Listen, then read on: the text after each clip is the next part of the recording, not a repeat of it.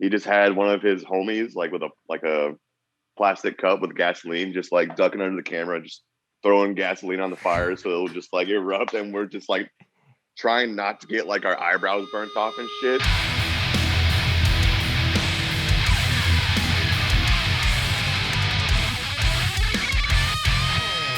You know, back in the day, we used to have drummer boys who used to walk into battle playing the most hardest beats and shit.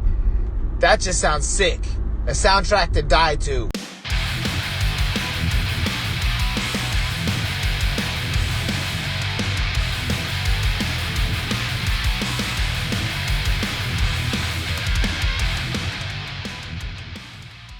I'm just down to just fucking chat. Okay. Yeah, I'm down to fucking chat as well. Let's just get it. I got the tea ready. I'm ready. Awesome. Well, thank you so much, everyone, for tuning in. This is another episode of the Scoped Exposure podcast. We go from Calgary down to Florida. We got lots of different Florida Scoped Exposure connections, and now we got a new one. I'm super excited to be welcoming the vocalist of MINDFIELD, Nick, onto the podcast today. Thanks for coming on, man. Hey, thanks for having me, man. I'm excited. I'm excited as well. MINDFIELD came onto my radar with your guys' newest release that just came out. Like, I guess it was it this past month that it dropped? June 25th. June 25th. So as far as the time of the recording this, we're a few weeks after that. So we're kind of still in that cycle. But the single that you guys did for The Final Storm off of that was like at least my first exposure, pun intended, to that. Nice. And I was like, really love the music. I feel like it's got a blend of all the things I love personally about heavy music. And we've been chatting back and forth, and now we're here to rock a pod together. So I'm excited. Me too, man. I'm excited about it. Yeah, that's the Final Storm song. That was right when we wrote that song. We were like, this is gonna be the single. Immediately, we just knew it. Yeah, absolutely. Yeah, I got a couple questions on that song specifically, and some others for the record. But before we get into all the music chats, as you know, Nick, we like to check some bevs. So I'm saying that as you're mid swig. So tell the people at home what you're going to be sipping on for the episode. So today I have my favorite kind of tea, which is peace tea. Nice. And this Very is the nice. green tea flavor. I usually prefer the snowberry or the Georgia peach one because those are very flavorful. Got you. Okay. But this is all I had left in my fridge, so I gotta get rid of it. Yeah, it's gonna go one way or another. Exactly. I've had it in my fridge for a while now because it's my least favorite flavor, but I mean, it's still good though. I'm not saying it's bad. Right. What is it about Peace Tea specifically as a brand that like catches your eye, or taste buds specifically? I think because it was whenever we were on tour in like 2017. It was our first tour with Incited, and I remember going to a gas station and seeing one of these, but it was the snowberry one, and it's like a teal color instead. So that caught my eye, and I was like, "What the fuck is a snowberry?" So I was like, let me try this shit. And when I drank it, I was like, this is actually really fucking good. And then I found out they had other flavors. And then from there on out, I just fucking dove into it. Nice. And as far as like tea relation, is it like a caffeinated thing? Or is it like, I'm sure the green tea has its own, sense of caffeine levels. I'm not a huge caffeine fan myself because it just makes my heart palpitate, gives me fucking anxiety. So I mean, like just having like some green tea, it's like caffeine, but like it's like gentler, fucking extreme level. Absolutely. If I have like a Red Bull or a Bang on an empty stomach, I'm gonna have a panic attack. Right. Quick sidebar. I was just having flashbacks to when Laramie, who's the vocalist of Giveaway out of Oklahoma, she was mentioning like she had never had energy drinks or anything, and then she drank a Bang in one go at like some festival, and she like pretty much almost had a heart attack. So that's how it feels, dude. I hate it. It's like if it wasn't such a strong like caffeine, then like I could probably do it. Like just halving the caffeine milligrams, and I could probably do it. Yeah. But like 300-400, I'm like, I can't do this shit. Yeah, that's why I think like Red Bull, I think is the energy drink of choice, because there are certain ones that are, like a sugar free, so it's not as crazy. Yeah. And it's in that 8 ounce versus like a 12, 16, or 20, Yes, or at least whatever. get them in like the little tiny Red Bull size. Then I Yes. can like handle that Mhm. because I do fuck with Red Bull sometimes, but only when we're like on tour most of the time because I have to Right. stay awake to drive. Right. But I mean, if they had the smaller cans, man, I'd be all over it. Right. Yeah. So maybe there's like the mini Pepsis, but like Red Bull eventually in the future. We'll have to wait and see. Um, I hope so. yeah. As long as for me, I think we're kind of sticking with the tea kind of vibe. So I got some chai tea mix that Ooh, from our Bev sponsor, Say When. So this is like my go-to thing in the summer when it's like 30 degrees Celsius here, which I think for Fahrenheit is like around 90, 95. It's like a nice hot summer day. So okay. this is just like a 1-to-1 mix. So it's like my very lazy like summertime. I need, again, a little bit of caffeine because like the whole dirty aspect of this is it's like got notes of Hmm. coffee and things like that. So half of the mix, and then we got some oat milk.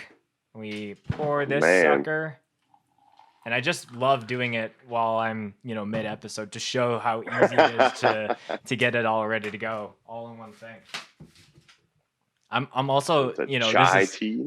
yeah, so it's a dirty chai. So the espresso and the coffee aspects makes it like dirty is what it's Mm. called.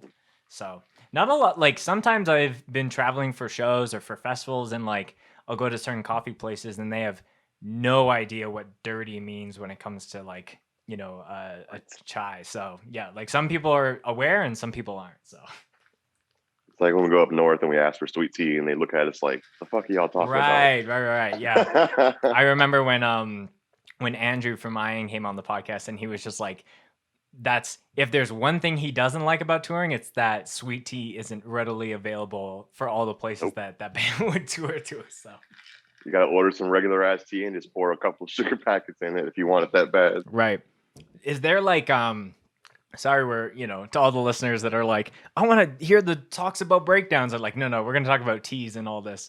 But is there like certain like local sweet tea brands, or is it like, I'm sure there's a world of that of its own. I'm just kind of curious since we're on this subject. Teas, I don't not that I know. There probably is somewhere in Jacksonville, but Jacksonville's mostly like bars and like coffee shops, Got you. stuff like that. And we don't. There's not really a big like market for tea, I guess you could say, Mhm. down here. I don't know why, because tea's fucking awesome. But no, I don't think there is any kind of local one here that I know of. Well, if you know of a local or like a small run sweet tea like company, comment it on the video, or send a DM to Nick or I, and we'll get educated on that front. But without further ado, cheers to you, my friend. Really excited to be doing this podcast with you. Cheers. It's a good time when we do an official cheers through the Zoom call. Right? I'm glad you did this shit because this is like you started doing this whenever COVID started, right? Yes and no. So like the podcast, little quick history lesson, and then we're gonna get to Nick chats. But the podcast started.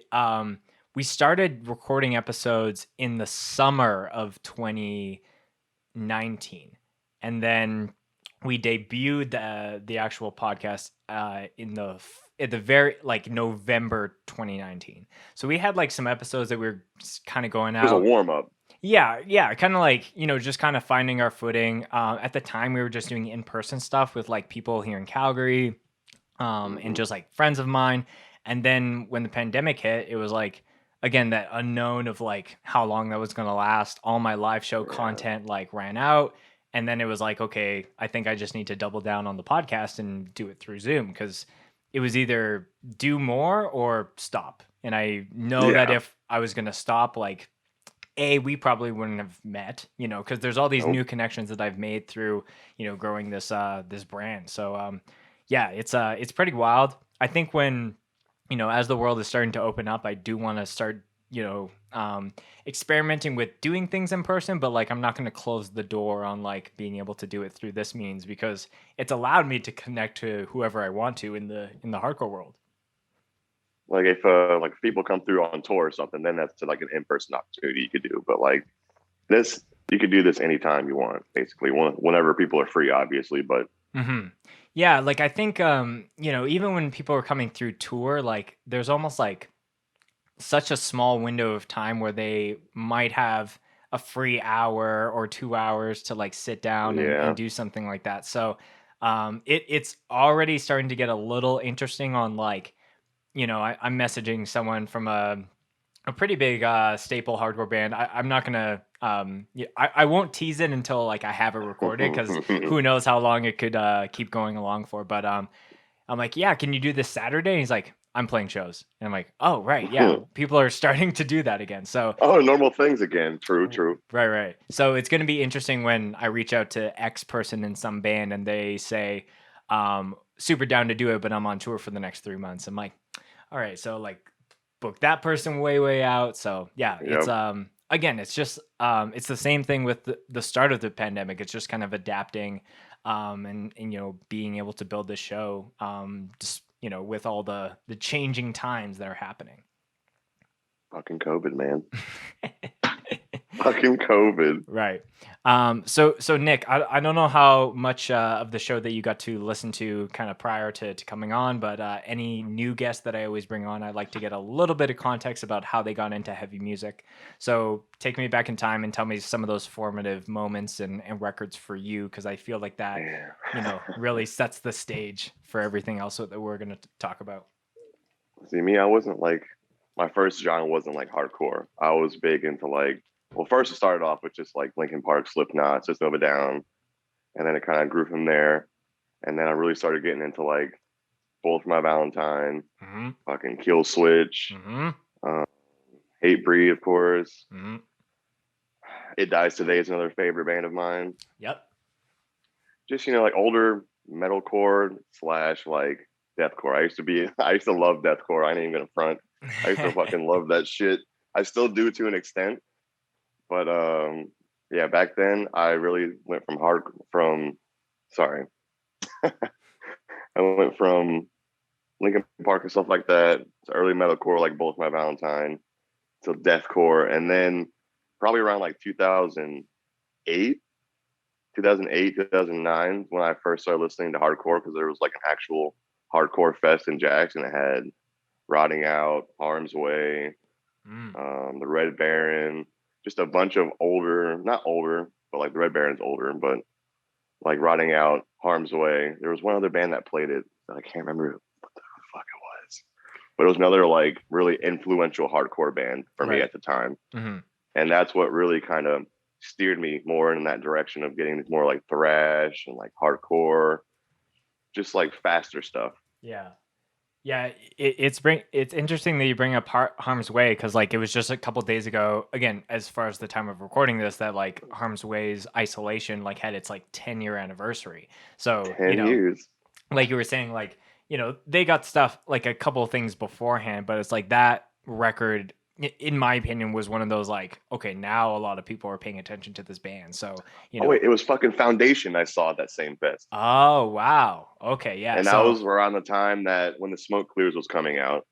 Okay. And so I heard that band and I was like, this band's still heavy, but like they aren't like deathcore. I'm like, what the fuck is this? Right. And then like that's what started. I remember I bought When the Smoke Clears that day, and I listened to it on the way home, and I was like, this is fucking insane. Mm-hmm. So like 2008, 2009 is when I got into like actual like hardcore and like thrash and punk and stuff like that. Yeah. But aside from that, like heavier music, I was starting in like 7th, 8th grade. Yeah, it's pretty wild that like the rise, the rise and pop of the new metal, but like era, and just like like you were mentioning the Biscuits and the Disturbs and the Linkin Parks, like that put on so many new people just into the heavy world, and just like just intriguing people, like, oh, like what else is there? And then I was kind of the same as you, like End of Heartache was like on repeat for me a lot of high school, and like Bullet for My Valentine's another great one as well.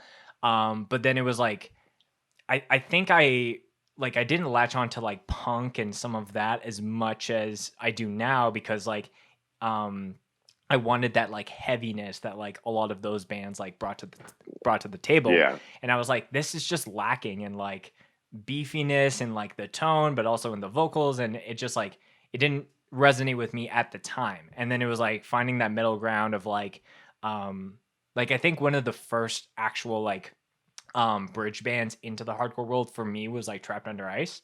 Cause I was like, okay, these bands are like Yeah. have like a heaviness to them, but like it's definitely punk. But there's also like some like hip hop kind of influence there as well. Just Little in the street vocals, vibe to it. street vibes, absolutely. So yeah, I think in anyone's heavy music journey, you need like those jumping off points to kind of connect the overall like hardcore heavy music spider web that exists. That genre spider web that exists, like you were saying. Yeah.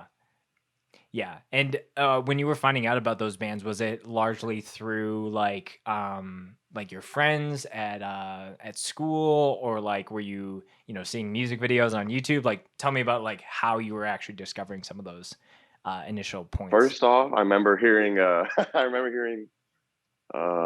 think it was Hand of Blood by Bullet for My Valentine in a fucking Need for Speed game. Okay. Same with Static X. I heard that in the same game, and I was like, shit's fucking tight. And I started delving into that, and it wasn't at the time. I was just iTunes and MySpace. Mm-hmm. So and then I was very sheltered as a kid, so LimeWire wasn't a thing for me. My parents would have whooped my fucking ass. And so I couldn't do LimeWire, so I actually had to pay for music and shit, like CDs. But I mean, the actual first CD I ever bought, I think I was like 12, and it was 50 Cent Get Rich or Die Trying. Oh, nice. That was my actual first CD, which was the fact that the cashier let me buy it. I'm just like, okay. Right. Yeah, it's weird that there's not the same I guess like there's not any barriers. Like for me growing up, I was like big on video games. I found out about a lot of like heavier music through games like Tony Hawk, or even through like I played a lot of the Halos like religiously. So even like hearing like Breaking Benjamin or like Hoobastank, it's like, like what's guitar music, Dude, and, Breaking Benjamin. Yeah. That's Diary of Jane. Woo! It's a killer record. I feel like that band doesn't get enough credit. And what's crazy, sorry, little Halo sidebar. I've listened to podcasts and interviews of, why am I blanking on this great man's name? Is it Marty O'Donnell? Yeah. He did all like the soundtracks for the Halos. And I remember he was talking in this interview that he was pitching like the whole like Microsoft team, like, yeah, like this is the direction that we're going for Halo 2. It's got Steve Vai, who's going to come and do all this guitar stuff. And he said so many of like the big wig Microsoft people were like, we're not into this. Like, can we take out the guitars? Like, and then he pretty much said fuck off, and they did it anyway. And it was like a hit. So, that's quick little fun fact for the episode, because I'm such a Halo geek till I die. But like you were saying, like Breaking Benjamin was one of those bands that collaborated with Bungie at the time, and I think they don't get enough credit for like having kids be like shooting Covenant elites and being like, yeah, and just having guitars like ringing off behind I'm that. saying, because like that band was so influential. I think one of my friends' bands actually covered the title track song at a show. Nice. And I was so excited about it, and everybody was like, the fuck are they doing? I'm just like, just accept it. Just accept Breaking Benjamin. Like, it's cool. You don't have to be like cool guy, like, what the fuck is this? Like, just Breaking Benjamin's tight. It's okay to say. Right. Yeah, I feel like there's such a weird thing when it comes to like covering different like songs in the heavy music world. Like some people are like super about it, and then some people are like, what the fuck is going on? Because I think like it's my band is guilty of this, and we've covered Hatebreed, and like so many bands have like covered Hatebreed. Oh yeah, we cover Hatebreed still.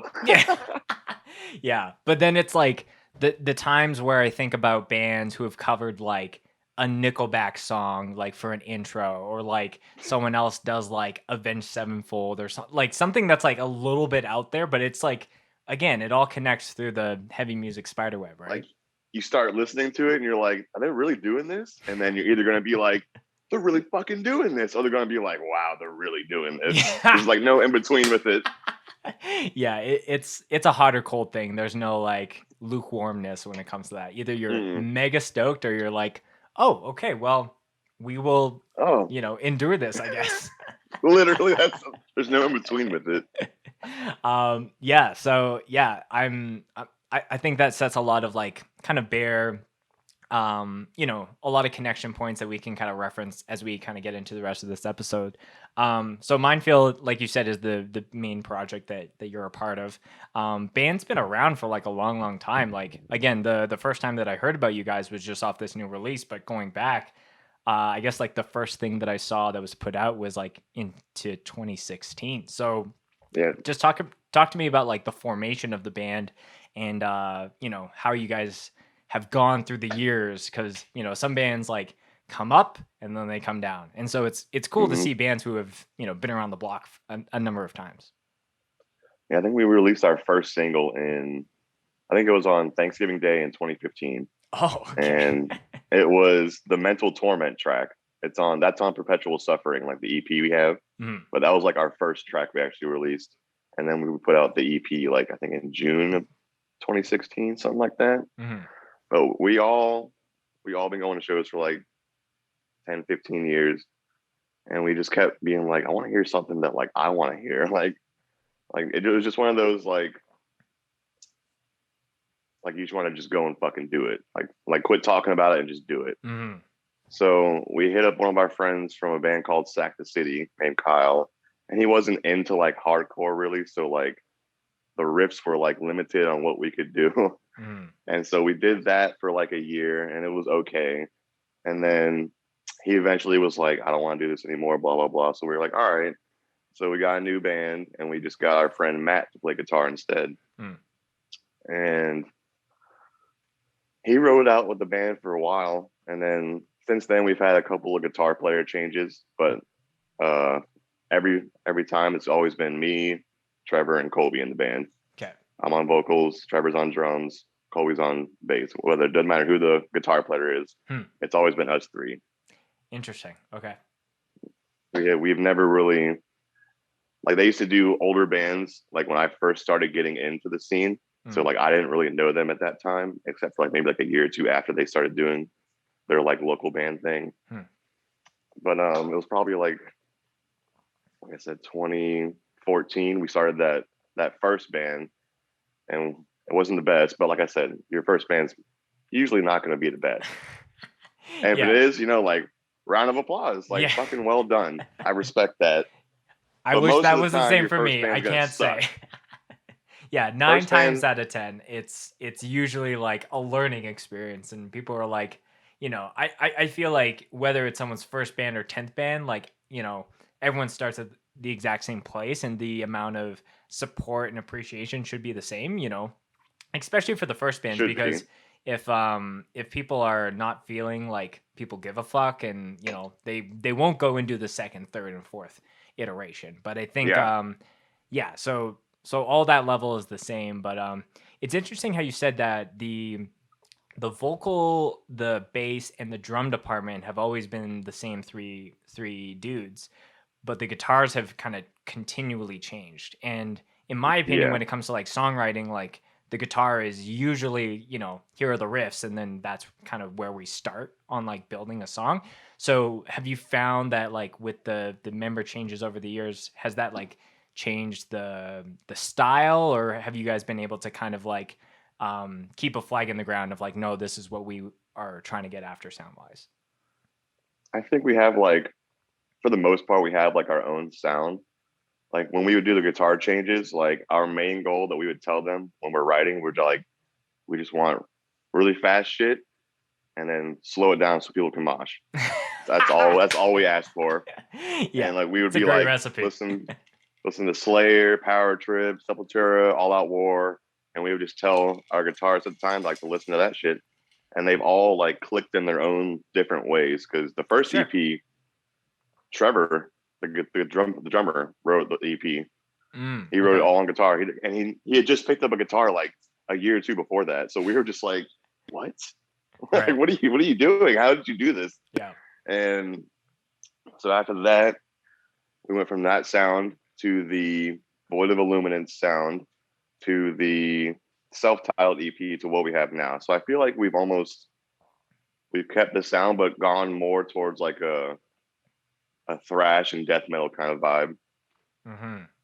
Yeah. That's where I feel like we're at with Seclusion of Sanity, at least. That's where we're at, because I feel like I was listening to some podcast the other day of some United Kingdom guys, and they're all just saying how like there's like every little kind of thing that you would want in heavier music in the album. So that's why I was like, oh, that's pretty fucking cool to hear. Like thanks. Yeah, thanks. Yeah. And I think like the Final Storm was the first song that I heard from you guys, and like it again it checked so many boxes like all at once that I wasn't expecting that like a normal hardcore band usually does. It's like, okay, there's a fast section, there's like a moshy part, but there was like so many aspects where like I didn't expect you guys to go as deep as you did into some of those parts, like super heavy, super fast, like wailing guitar whammies and all just like the really fun shit.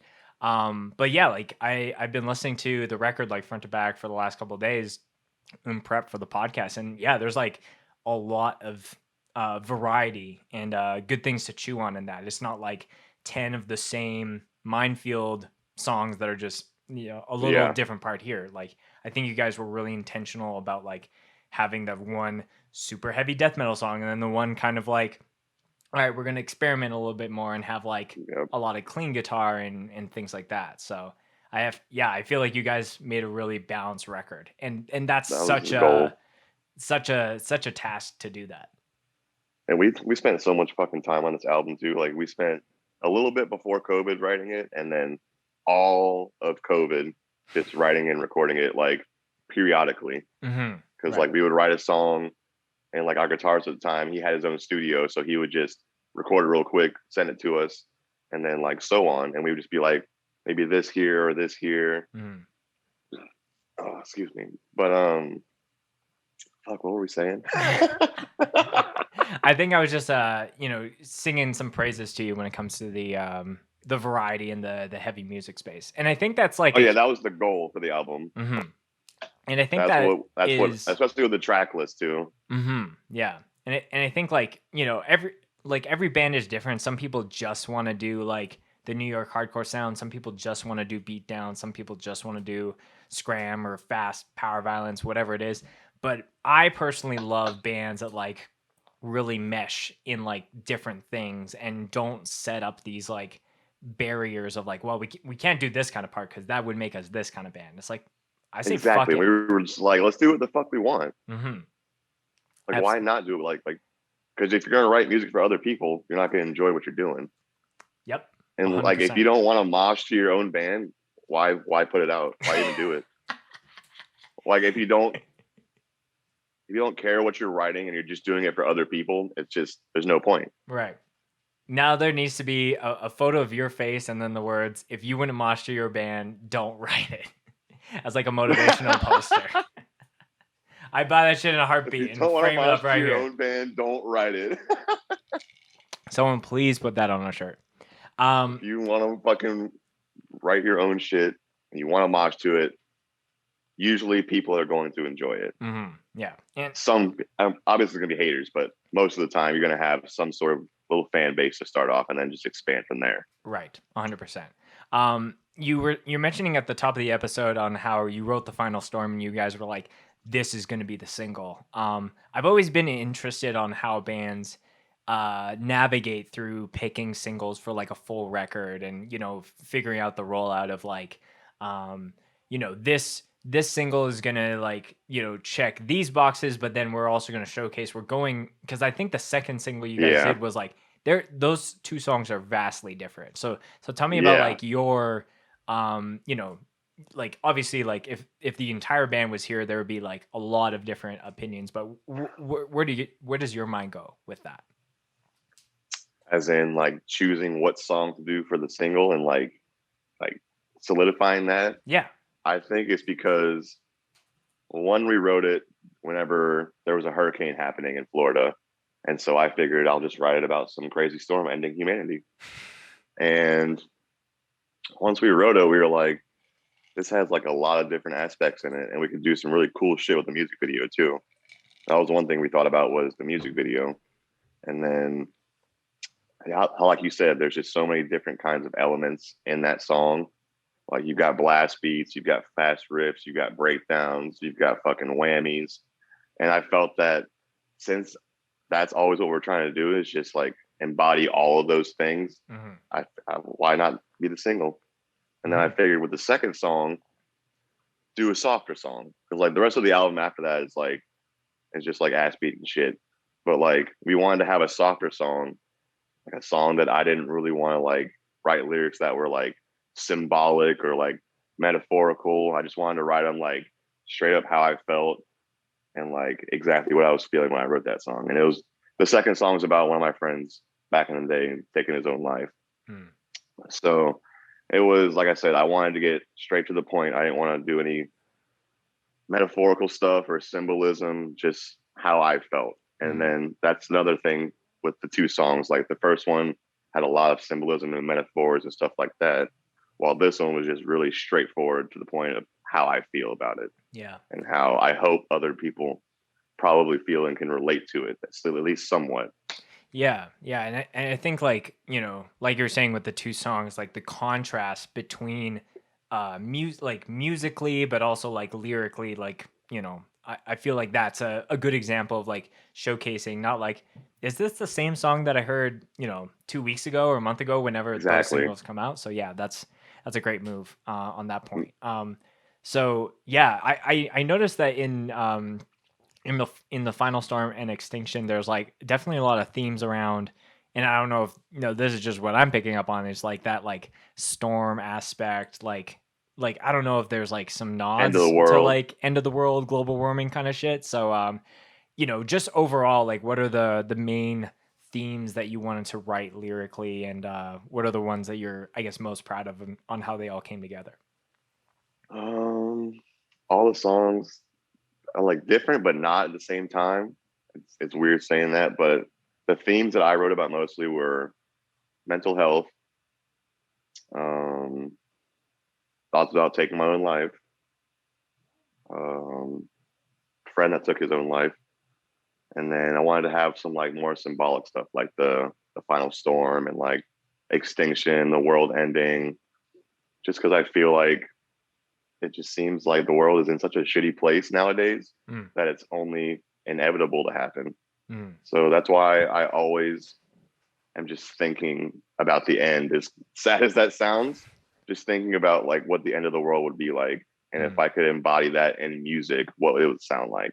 Yeah, definitely. Yeah. And yeah, I think the pandemic has been like a tip of the iceberg to like maybe the reality of, you know, different things, whether it's global warming or anything like that. Like, it's scary to see all like these graphics. So like, if our climate went up this many percent, it's okay, but if it goes up one more than that, we're fucked. So we are going to die. Like, yeah, that's a scary thought. Yeah. And like I said, it could happen just like that, just like COVID did.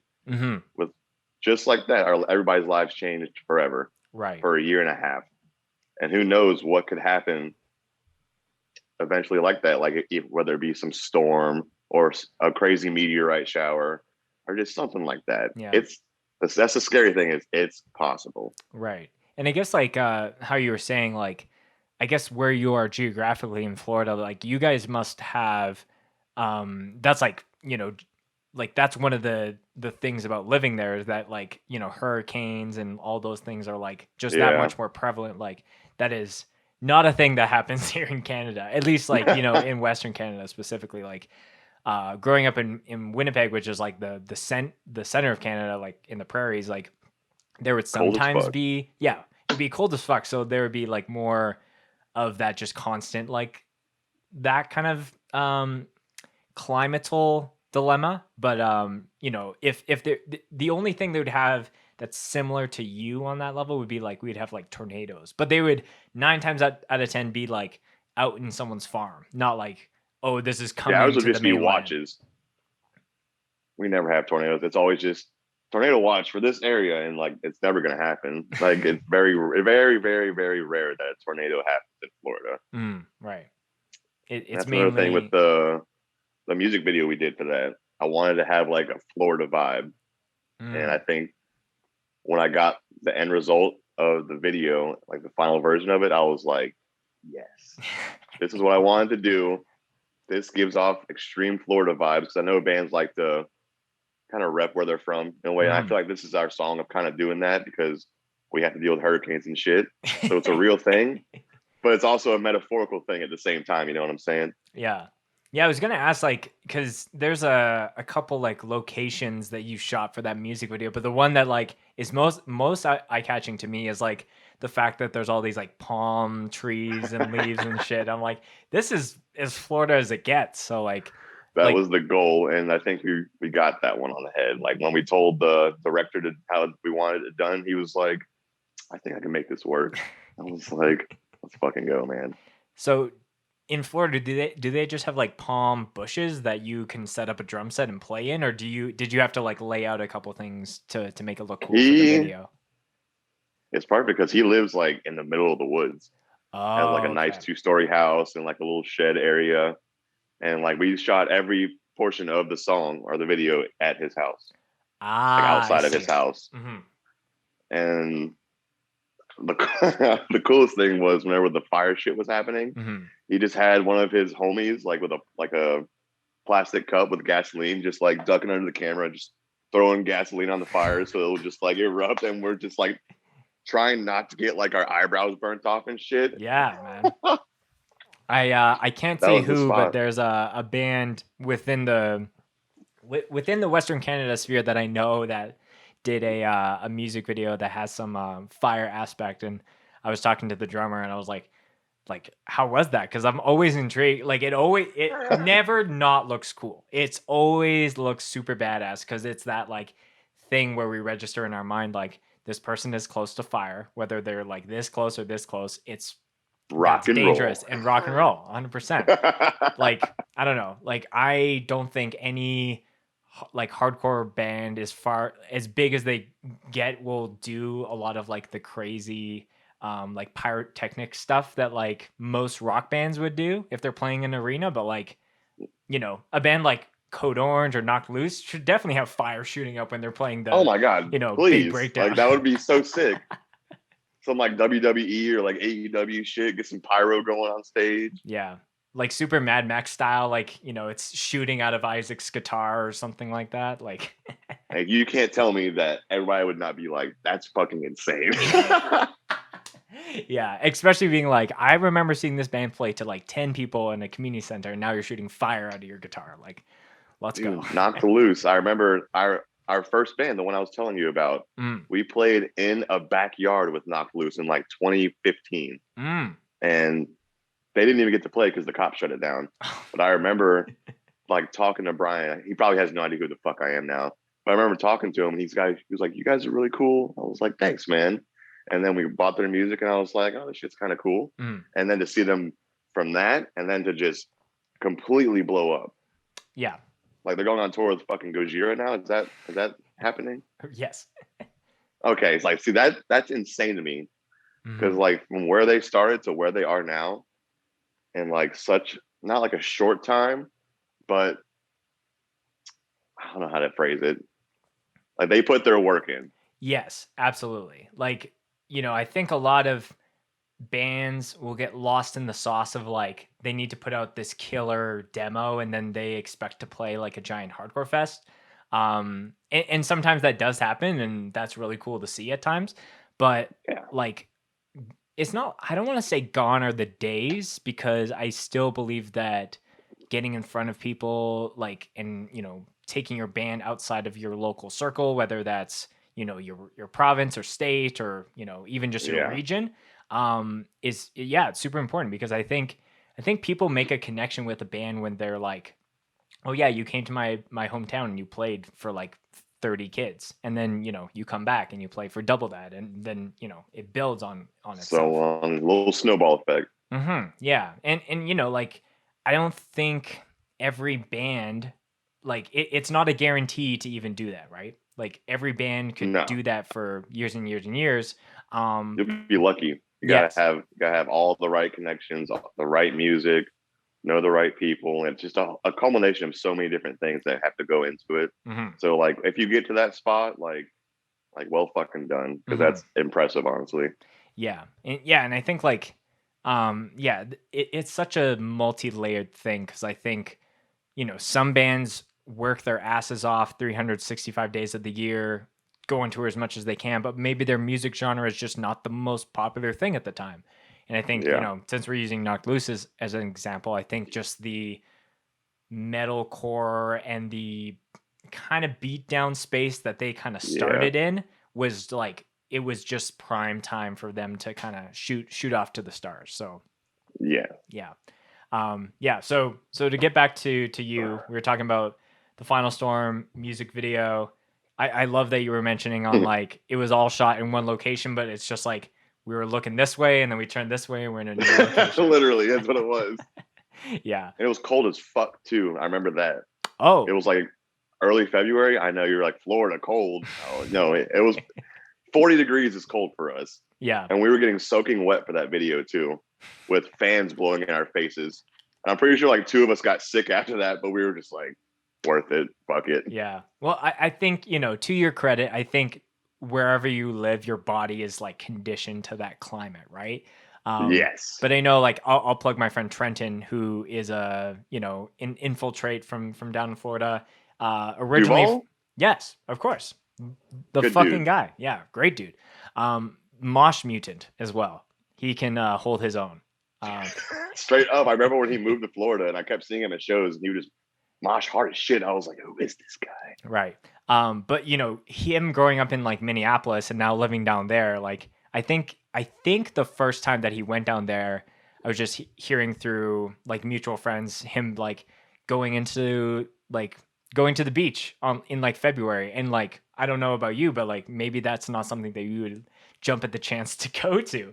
No, But that's too cold. right. But I think when you grow up in like a climate like Minneapolis, which is similar to where I grew up, like just 8 hours north of that, you're just like, oh, I'm down in Florida and it's not snowing. Like, sign me up for anything. Let's party. Yeah, straight up. I'm You sure you got accustomed to the climate pretty quickly too. yes. Yeah. So I can't even say that he would do that.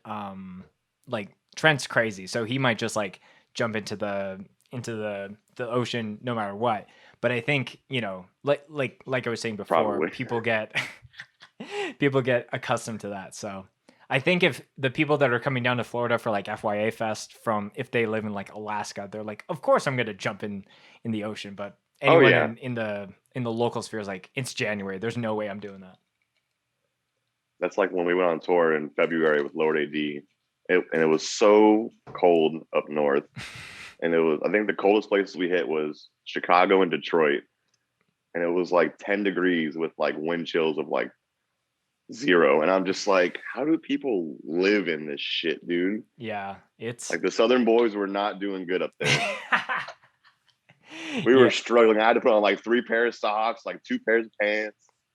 Honestly, like, speaking as someone that has grown up in Canada and has to deal with like temperatures like that, like for 4 to 6 months out of the year, the game is just layers. It's not about getting one good warm jacket. It's about, I got my main socks, I got the long socks, and then I got the wool socks, and then I got the long underwear, main underwear, and then the pants. Like, you just have to layer up, because then you being like a Michelin man walking around, like that's the best case scenario.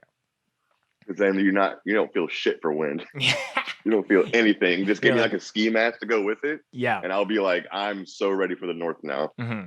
It's crazy, dude. Like, some people up here will like bike all year round to work. So they'll bike in the summertime, they'll bike in the wintertime, they'll get the fat ass tires and just like, post their photos of them just like ice all in the beard and all that. Like, it's a different kind of breed of people. Respect, honestly. Respect, because can't do that shit. Mm-hmm. I couldn't do it, dude. Yeah. I mean, you got to. But yeah. like, I would highly be against it. Right. So as far as things MINDFIELD concerned, you guys put out the record just a couple, I guess, weeks ago, as far as the time of recording this. But just before that, you guys played your first show back with Living in Fear in Atlanta. So the second one. Oh, second one. Okay, excuse me. So with such a long time for everyone not to being able to play shows, and you getting to get two under your belt like pretty quickly. How's that return for you been on an emotional level, but just like what you're seeing in the hardcore scene now? I'm really curious on that end. It's almost like getting back into the hardcore scene again, because I remember our first show back was with Madball in Tampa. That was like late May. Oh, right. Okay, yeah. I forgot that they were just like going all over and just almost giving everyone's like scenes of first show. Literally there, but like I said, I was like, someone's got to break the ice, and they fucking did it. Right. And like I said, that show in Tampa, it's like a 400 cap venue, and it was sold out. And so like that was probably like the biggest show that we played. And just standing on stage before like sound checking and like looking out of the crowd, I was like kind of nervous. And I haven't felt that way in a very long time. Sure. So to have that freshness come back is such a cool feeling. And then to play in Atlanta for our first time with a fucking awesome lineup with Living in Fear, Cirrus, Satisfied, Backslide, Strangle You, I think, was Iron Law, Strangle You. Just so many fucking cool ass bands, and that was a very, very fun time. Yeah. It's funny that you say that, because Madball, I think, is just that OG band that's like, yeah, we're gonna get it started, right? Like, Yep. And then it's funny that we won't go down the rabbit hole of like the whole like New York show and then like all that kind of shit, because that's just a black hole. But it was funny how, again, they kind of broke the ice and kind of showed like, hey, this is how we can do things. And now they're just like doing things in Florida, and like I know my friends in Ballista are playing with them, or doing a bunch of the Texas dates, and just like it's really cool to see them band. Just like kind of coming into the scene, and almost like, if it was just a local thing, it would still be special, but because it's like Madball coming to town and like putting on for these like local bands, I think that's really, really cool of them to do that. And like tomorrow we're playing with Madball again. Right. Yeah. I was kind of confused when you brought it up, because I was like, did that already happen, or is that happening? It's happening twice. All local bands except for Madball. It's gonna be a fun time. Yeah. It's funny how you're saying on how you're looking out, and just like I think for me, like I've been playing in bands for a long time, and I think I always get nervous for every show, but it's like, it's a mix of nervousness and just anticipation to actually get to it. Right. Yeah. The anticipation. But I think there might be more nervousness being poured into that mixture, because, it's like, oh, I haven't done this in a year and a half. Like, am I rusty? I don't know. Like, we've been practicing all week. Am I gonna fuck up? Yep. What are you seeing, like, as far as the not like the demographic, but like, are you seeing like any changes in like the local sphere, with like either certain people coming to show that you haven't like recognized before, or how people are reacting to bands now? Like, what has been like the local like change in that long gap that everyone's had? I feel like in that year and a half that we didn't do anything, I feel like it's gonna sound goofy, but like hardcore made its way to TikTok, and that ultimately gave hardcore a lot of new fans. So I feel like a lot of these people that are going to these shows that are happening now are all just brand new people, which is really fucking cool. And so you accredit a new wave of kids coming into hardcore through TikTok. Yeah, definitely. Because TikTok's such a huge thing, and like I said, there's been so many new kids and new faces at shows that I've never seen before. It's just it's obvious that like they're newer, but at the same time, like you can see like the freshness on their face of like what they're witnessing and like Right. how they're taking it in. And you can just tell like they're having a good time and it's their first hardcore show and it's a good experience. And that's ultimately what's going to keep pushing hardcore music to the forefront, and people keep listening to it and it getting bigger and bigger.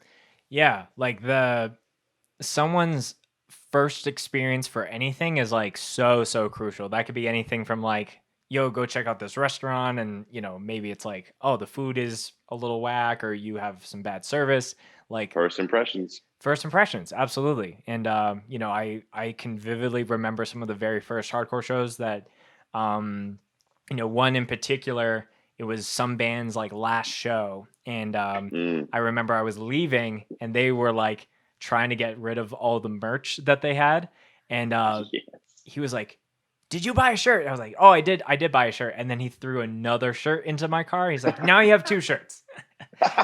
And like as funny and silly as that is, I think it's like those moments can really stick with someone who's like 19 years old and they found a super crazy mosh clip on TikTok, and then they went to some show and they like, again, they have some kind of thing that sticks with them that shows that hardcore is different than the other things in our society. Like we make it different because of what we value and what we uphold. So like as silly as it sounds, I feel like people got like steered towards hardcore just from the Harm's Way Running Man video from 856 and all the different spoofs that people put on it. Right. Because I saw like on Sunny's page, it's like over like 1 million views or something like that. And so as funny as that video is with different stuff on it, people were like, I wonder what this actual video is. And that's what led them to go and view it. And then new fans.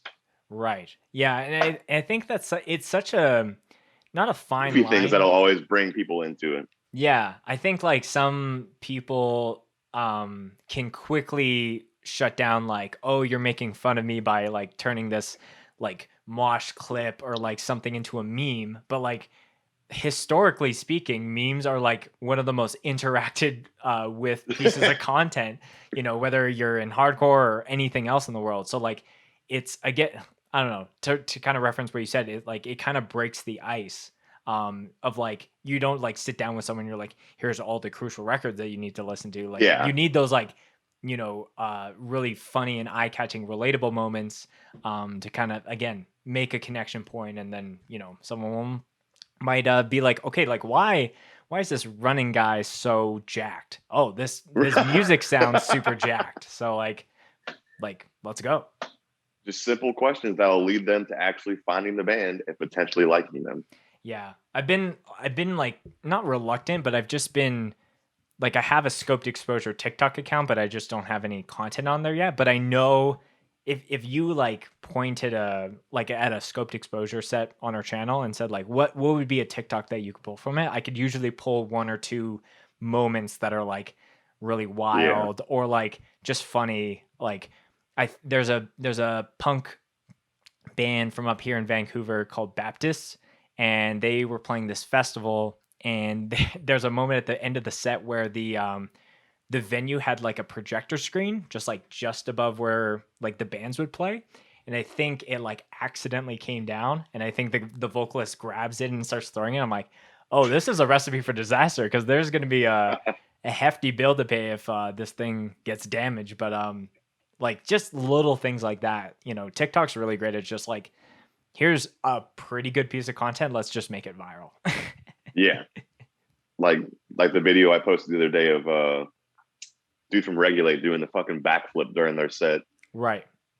Top 5 coolest things I've ever seen. And if that's on TikTok, people are going to be like, what the fuck? And they're going to want to look up the band playing. It's just simple things like that really keep music going, honestly. Yeah, as silly as a lot of it is.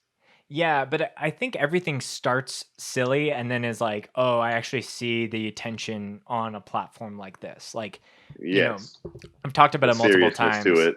Yeah, for sure. Like every app has like a history of like how it started. Like TikTok was Musically, and that was like for lip syncing stuff. And now it's like TikTok is just essentially like like meme You and promote anything. yeah, exactly. And Promote anything or funny shit. yeah. And I think you know, bands, I remember when bands were like, we're not making a Facebook page. Like that's so cheesy and like why would we do that? Now it's like Mainstream. fuck the mainstream. But yeah, I think a lot of bands will look for ways to say no to doing different things, whether it's, you know, jumping on a podcast or, you know, even having their band filmed. But I think bands that do play on, you know, realize that okay, doing this brings X number of new eyes to our band potentially. Maybe we should do that. Mm-hmm. Like exposure is exposure. Mm-hmm. Yeah. At the end of the day, it all boils down to the same stuff. Exactly. So yeah. One point, and I think this is, I think for most, for most new bands, like it's kind of the book cover for anything that you do musically is like the album artwork. And I know that the album artwork for Seclusions of Sanity is like very, very eye catching. So how did you guys go about doing, like drafting that up and having the different, you know, it's very colorful, but it's also very like menacing in another way. So like, yeah, tell me about like how you guys did that and what was the vibe that you wanted to set, because it is like kind of like the first thing that you see before you even listen to a track. They say don't judge a book by its cover, but then sometimes you got to, right? It's got to connect in some ways for sure. Yes. We got Andrei Boyzakov from Europe to do it. And he's done stuff like Toxic Holocaust, Blistered. He's done a lot of different bands. I think he did I'd have to go look at all of his bands that he's done, but he's done a shitload of bands. Mm-hmm. And I remember he was on the radar for us to do something. And then we asked the guy that did Fuming Mouths stuff, Mariusz Lewandowski. Mm-hmm. And we really wanted him to do it, but with how much our bill or whatever it is that we were allowed to spend on album artwork, it was too expensive. And then when we asked Andre how much he was like half the price. I was like, oh, all right, cool. Mm-hmm. He was like, do you guys want gatefold? And I was just like, how much is that? And they told us, and I was like, we can't afford it. He was like, so just give us like front and back cover. He's like, okay, like what do you guys want? And I just said, I'm going to send you the album and I'm going to send you all the lyrics. And I want you to just draw something up from listening to that alone and listening to the lyrics. Okay. So we almost left it up to him.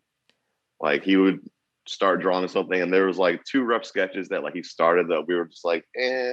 But then when he started this one, we were just like, okay, now that's fucking cool. So we mostly left it up to him because like we trust the artist. Yeah. And that's really interesting to hear, because I think in a very simple way that I can translate that to something that I do is like anytime I go get tattooed, like I have a rough idea of like what I want, but like 9 times out of 10, like the artist will draw something that I'm like, well, this is way better than what I could have actually. Yep.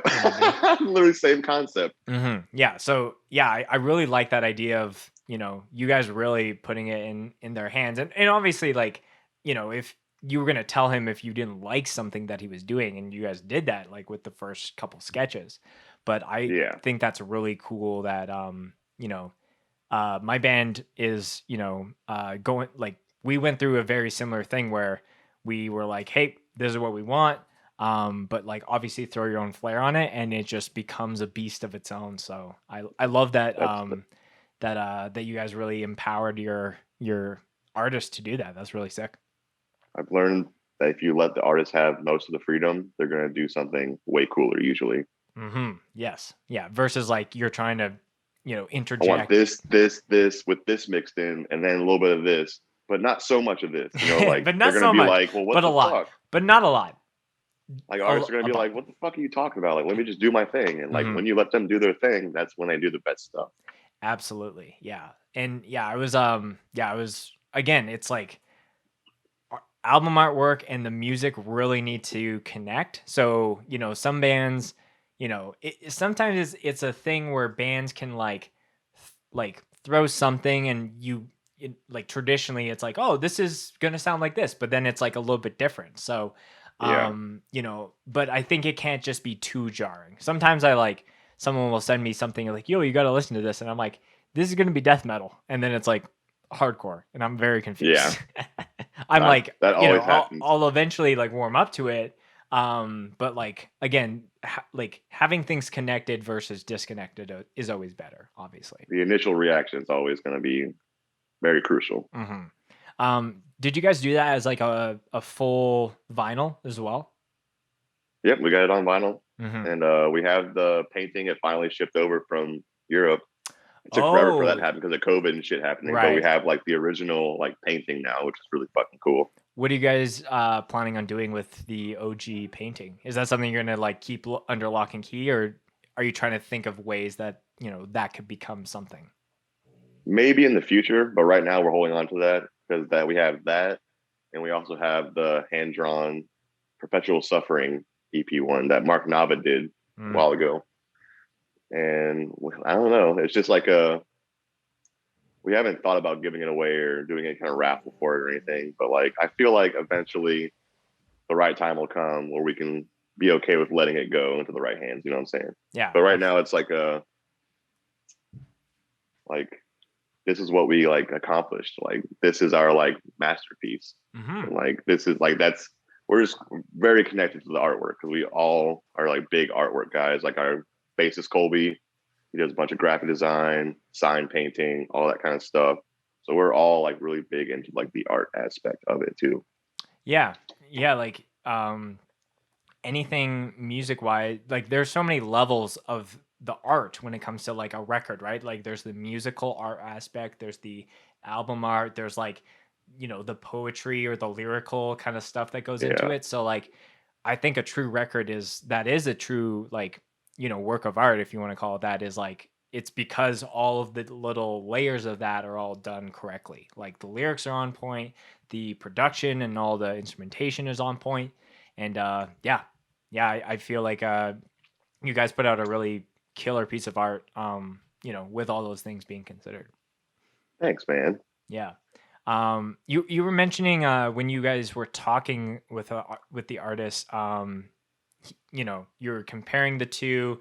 The one guy you guys went with was half the price, and then he asked if he could do if you guys wanted another level. I didn't just gatefold. Oh, okay. So that's like the vinyl shit when you open that shit up and it's just even more artwork like behind like the lyrics. So it's more than just like the square of what you would see on Spotify or things like that. So you can't like open it up like a book.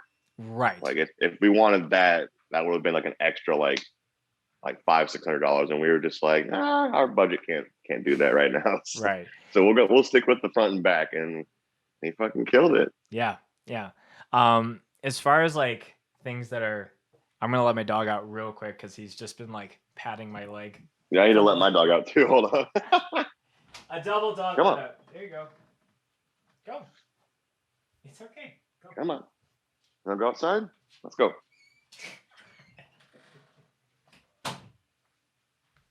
Anyone that's listening or watching is like, oh, should I let my dog out as well? Reminder, let your dog go out. Yes, 100%. Don't let them piss in your room. It's the most angering thing. Yeah, not during the podcast. That's the worst thing. Oh, I would rage. Yeah, so I want to go back just really quick, like very top of the episode, you were mentioning like the band started forming off of like, we want to see this kind of sound in our scene. Is there like a certain sound within like the Jacksonville, like Florida area that is like not like more popular, but it's just like it's expected almost when a new band pops up? It's like, oh, it's gonna sound like this, because you can look at different scenes and be like, oh yeah, Texas has a lot of crossover bands, like California has a lot of like really like punk hardcore bands or things like that. So I'm like, Florida has always been that state where I'm not really sure of where it lands in that scale. Or in Jacksonville, at least it's a mix of like everything. Okay. Like you got punk, you got hardcore, you got deathcore, you got death metal, you got beatdown, you got the crossover that section. Like there's literally like every kind of band you would probably want to see in Florida. Whatever your music taste is, Jacksonville will have something for you. Right. And at the time when MINDFIELD was starting, was that variety like not there? And now like having the band go on as long as you guys have, like, have you seen more of like bands that you did originally want to see while you guys were starting out, if that makes sense? I haven't seen like any more crossover bands in Jackson. That's what you mean. Yeah. But around when we were starting, it was mostly just like punk hardcore stuff or like deathcore. No in between, really. Yeah. And now there's a bunch of different like I said, deathcore, death metal, hardcore punk, metal, crossover, like everything's now.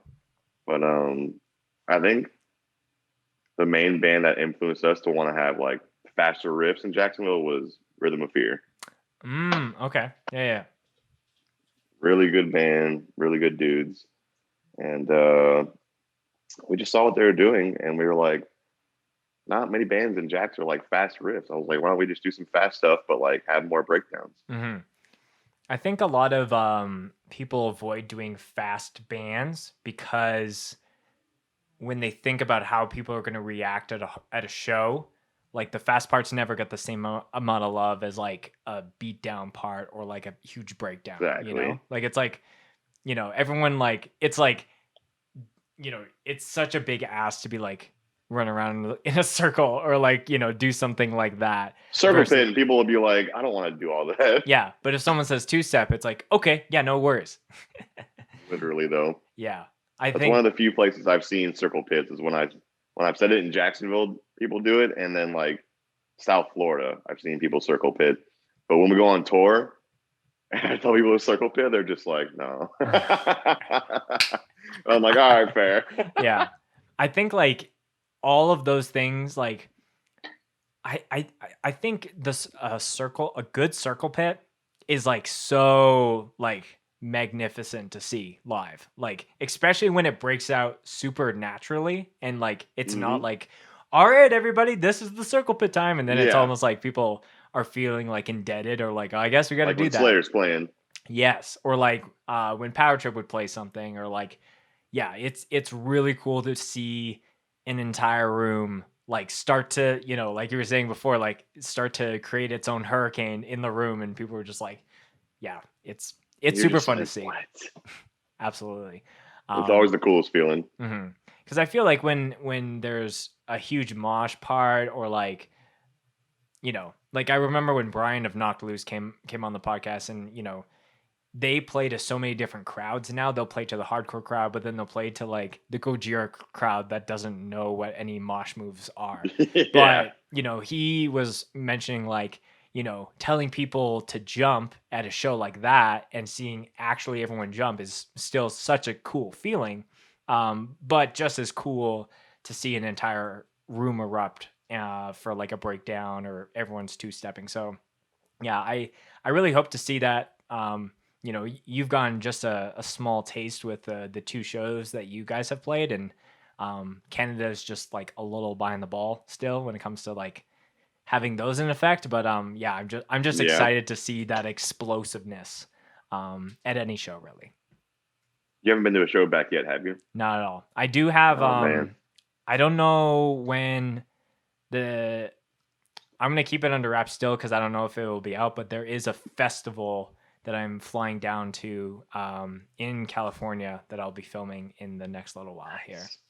So that'll be my first show back, and I'll tell you off air if in case this comes out before or after, but it's pretty wild, the lineup. So okay, a nice big fest for your first show back. I know. That'll be good. Yeah, the dude, riff overload. Yeah, the dude that you know, we connected with, and he is helping me get down there. He's like, it's the venue that it's in is like, don't wear pants. Like it's going to be really, really hot. So I'm like, I'm probably just going to get a cutoff for the weekend and just wear gym shorts, and that will be that. So California Dude, gym shorts heat are the in way to like go. July. So Telling you, gym shorts, that's always what I'm rocking in Florida. People are wearing jeans. I'm just like, no, I no. can't. It's too hot. I'm a bigger dude. I can't wear pants like that. I gotta wear gym shorts. Let it flow. Yeah. What's has there ever been a time at a Florida gig where it can't like? Okay, here's an interesting question. Are certain bands from certain areas not in the cards when it comes to like printing certain styles of merch because it's not the normal like weather like our bands from Florida against printing hoodies because no one wears a hoodie in Florida. That's what I'm Nah, trying to get at. Nah. nah. We print hoodies. We love printing hoodies. It's like our favorite thing to print. Mm-hmm. We print hoodies and I'm probably gonna do like gym shorts and hats soon. But I mean, no, I've seen not every kind of merch, but like the normal pieces of merch that usually come out Yeah. just come out whenever. Like it doesn't have to be just like short sleeve shirts or something like that. Right. Like we're definitely getting the hoodies out, but only when it's cold. We can't Right. do that in the summertime because then no one's gonna buy it usually. Right. Yeah, it's still the same as far as seasons, but you know, Endgame isn't gonna do like a full on winter jacket, you know, with our logo that's like $400 to buy or whatever it is. No, it's too much, and especially for that time of year too. It's just like ain't worth it. Yeah, yeah. But yeah, that's it's just funny like to think about that. Well, Nick, we're kind of getting to the tail end of the episode here. A couple other questions before we wrap up. What is the thing that you are hoping that Mindfield can do kind of with this latest release? I think with any release, it's always like that small step up. You know, obviously being signed to Bullet Tooth now and having a lot of your releases come out on like Lamb Goat and some of those bigger networks to have it give it more push. What's like the number one bucket list thing that you want to do off of that? I guess like next launching point. Me personally, I just want us to go back on tour, maybe get like a cool festival here and there. Mm-hmm. I mean, that's pretty much what we're just going for is just play shows, get back to touring, keep getting our name out there, and just see what happens. Yeah. Love that. That's all we can do. Yeah. Because then if we get our expectations too high and it doesn't happen, then we're going to be fucking bummed. So we've learned to just hope for the best.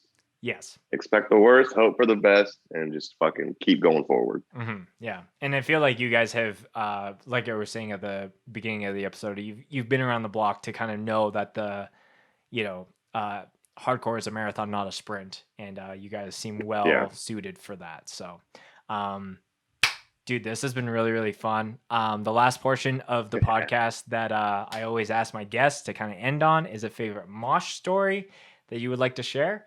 So that's literally anything that's the first thing to your mind, whether that... Like me moshing or anybody moshing? Literally anything. So it could be you punching someone, you getting punched, you seeing your friend punch someone, whatever's the first thing to your mind. And it doesn't need to be punching. It could be funny. It could be gruesome, whatever. I got two. One is it was the first night of tour with By Force. I think we were in North Carolina. And literally the first night of tour, our merch guy just gets punched square in the face and was just like, I'm done. I'm walking away. And just the fact that it was the first show of tour and that happened to him, I thought that was fucking hilarious. I have it on video too. Oh. But he ate that shit. I was like, well done. And then the other favorite mosh story that I had that I remember seeing in person, I won't let him live it down, is when I saw at FYA Fest a couple years ago, Jukai was playing, and Lumpy was moshing, and he literally was just haymakers across the pit during Jukai and just knocking people on their asses, and I was just like, oh my god, it was just an insane sight to see because he was just not even moshing, just swinging on people in the pit, and I was just like, god damn. It was almost like a machine gone wrong, and it's like, don't hit the arm. It's just like, poof. Dude, straight up, just connecting. Not just like barely connecting, but like connecting too. I'm just like, I'm so glad it's not me. That's like in those like some of those video games when you get like a sledgehammer kind of weapon and like the charge up is like super long versus like a really quick sword. It's just like his arm. It's just like, ugh. Just a club. Yeah, straight up, very caveman for sure. Yeah. Shit was so good. Yeah, I love that. And you know, Lumpy's great friend of the show. He's been on here twice, so you know, Good dude. Good dude. Absolutely. Well, Nick, this has been really, really fun. Again, I think the Scoped Florida connection is pretty real. I've had a lot of good friends from there and made a lot of new ones like yourself. If there's anything that you want to send the people off with, shout out, plug, whatever you got, the floor is yours. Well, new album out. Came out a couple weeks ago. Exclusion of Sanity. Spotify, YouTube, iTunes, all the streaming services. Show tomorrow with Madball, but this won't come out until after that.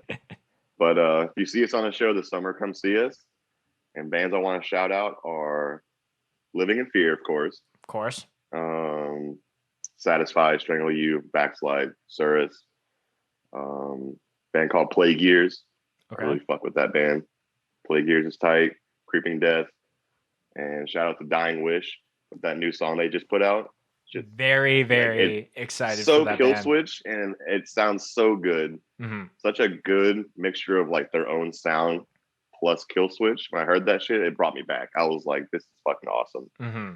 And then shout out Rhythm of Fear. I always got to shout out Rhythm of Fear. Mm-hmm.